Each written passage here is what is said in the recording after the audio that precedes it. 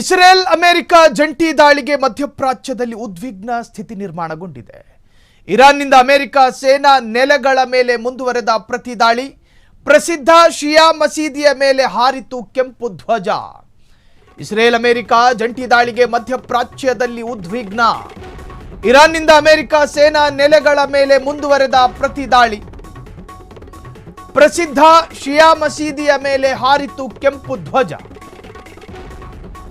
ಕೆಂಪು ಧ್ವಜ ಹಾರಿಸಿ ಪ್ರತೀಕಾರದ ಶಪಥ ಮಾಡಿದ ಇರಾನ್ ಇಸ್ರೇಲ್ ಯುದ್ಧದಿಂದ ಭಾರತದ ಆರ್ಥಿಕತೆಗೆ ಹೊಡೆತ. ಭಾರತಕ್ಕೆ ತಟ್ಟಲಿದೆ ಬೆಲೆ ಏರಿಕೆಯ ಬಿಸಿ. ಯುದ್ಧದ ಸಂಘರ್ಷ ಮುಂದುವರೆದರೆ ತೈಲ ಬೆಲೆ ಹೆಚ್ಚಾಗೋ ಸಾಧ್ಯತೆಗಳಿದ್ದಾವೆ.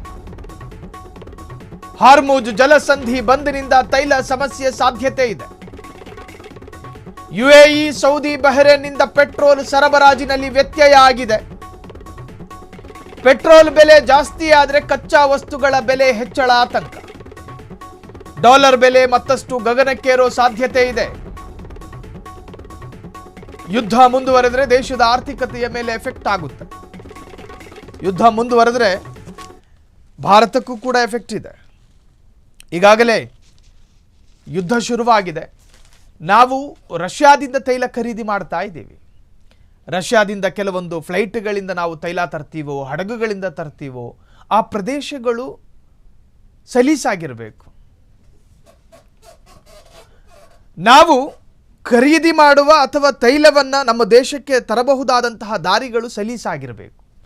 ನಾವು ಬಳಸುವಂತಹ ಸಮುದ್ರ ಮಾರ್ಗ ಈಗ ತೆಗೆದುಕೊಳ್ಳುವುದಕ್ಕೆ ಅಥವಾ ನಾವು ಖರೀದಿ ಮಾಡೋದಕ್ಕೆ ಸರಿಯಾದಂತಹ ದಾರಿನ.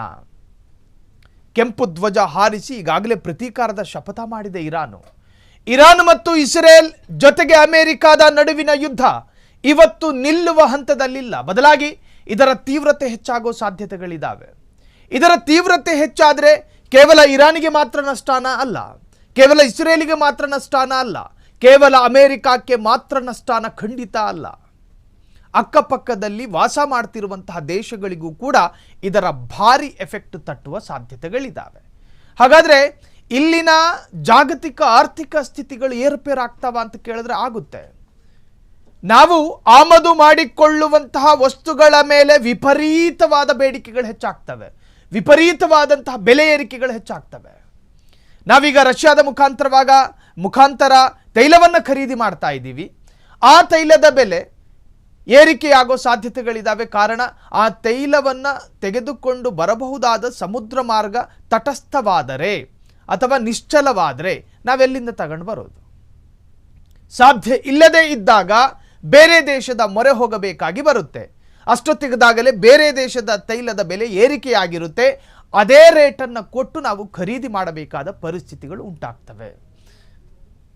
ರಷ್ಯಾದ ಜೊತೆ ಒಂದಷ್ಟು, ಅಮೆರಿಕದ ಜೊತೆ, ಇಸ್ರೇಲ್ ಜೊತೆ, ಇವೆಲ್ಲ ದೇಶಗಳ ಜೊತೆಯೂ ಕೂಡ ನಾವು ಒಂದಷ್ಟು ಸಾಮಗ್ರಿಗಳನ್ನು ನಮ್ಮ ದೇಶಕ್ಕೆ ಆಮದನ್ನು ಮಾಡಿಕೊಳ್ತಾ ಇದ್ದೀವಿ. ಇಂತಹ ಯುದ್ಧದ ಸಂದರ್ಭದಲ್ಲಿ ಆಮದು ಮಾಡಿಕೊಳ್ಳೋದಕ್ಕೆ ಸಾಧ್ಯ ಇರೋದಿಲ್ಲ.